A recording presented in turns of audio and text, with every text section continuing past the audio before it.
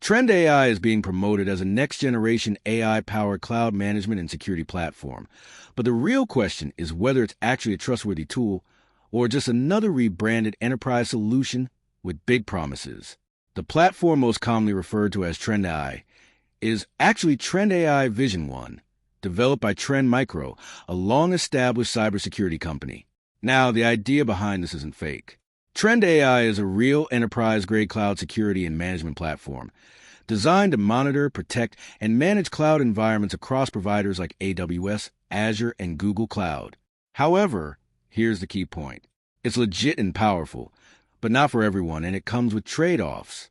What TrendAI actually does.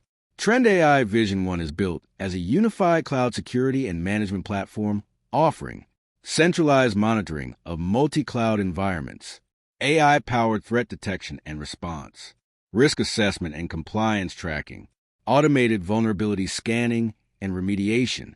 It essentially combines multiple tools into one system, helping organizations manage cloud infrastructure and security in a single dashboard.